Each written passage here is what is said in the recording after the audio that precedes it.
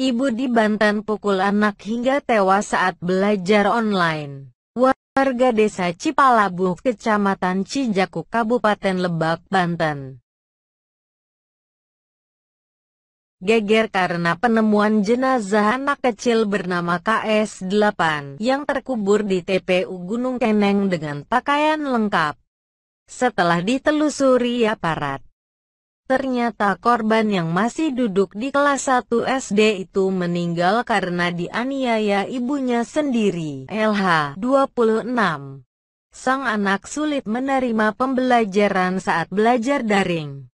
Pelaku ini memukul lebih dari 5 kali, tanggal 26 Agustus pagi, sekitar pukul 9 WIB. Dari pengakuan pelaku, korban lagi daring dengan sekolah. Kelas 1 SD korban ini, kata Kasat Reskrim Polres Lebak AKP David Ade Kusuma, kepada wartawan di kantornya, Selasa, 15/9. Dari pemeriksaan, kata David, sang ibu merasa kesal anaknya sulit menerima pembelajaran daring. Awalnya hanya mencubit, kemudian memukul tubuhnya menggunakan tangan, gagang sapu hingga mendorong yang membuat kepala anaknya terbentur lantai. Sang ayah, Is 27, saat datang ke kontrakannya di daerah Kreo, Tangerang, Banten, mengaku kaget putrinya dalam kondisi lemas. Kemudian LH dan Is berniat membawa KS dan satu anaknya lagi jalan-jalan keluar rumah dengan niat mencari udara segar dan membawa ke rumah sakit menggunakan sepeda motor. Nahas, di tengah perjalanan KS menghembuskan nafas terakhirnya. LH dan Is yang panik lalu membawa jenazah putri kandungnya itu ke Cijaku, Kabupaten Lebak, Banten, untuk dimakamkan. Mereka meminjam cangkul dari warga sekitar, kemudian berupaya menghilangkan jejak dengan menguburkan korban. Di mana di TPU di Cijaku itu ada neneknya, alamatnya dari paman si ibunya ini.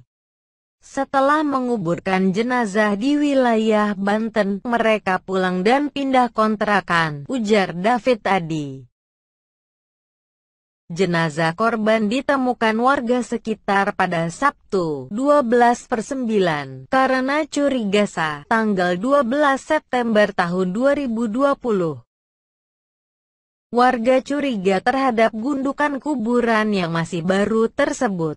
Kemudian masyarakat bersama pihak kepolisian sekitar berinisiatif membongkarnya, dan ditemukanlah jenazah KS.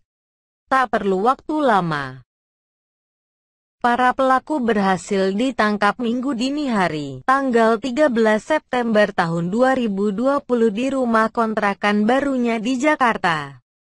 Kemudian anak pelaku lainnya, yang merupakan saudara kembar dari KS, dititipkan ke rumah saudaranya untuk diasuh dan dirawat. Saudara kembarnya ada di sana saat kakaknya dianiaya ibunya. Yang adik korban ini kami titipkan dengan permintaan orang tua di kakak kandungnya dari pelaku ini. Kalau trauma belum kita periksa, nanti ada bagiannya. Saat memakamkan kakaknya, ke Cijaku yang kembar dibawa juga menyaksikan juga dikuburnya, ujar David Adi. Berdasarkan autopsi luar kepala korban, terdapat luka lebam pada kepala kanan dan tulang tengkorak yang diduga terkena hantaman benda tumpul. Sebab perbuatannya, kedua pelaku sudah ditetapkan sebagai tersangka dan dijerat pasal 80 ayat 3.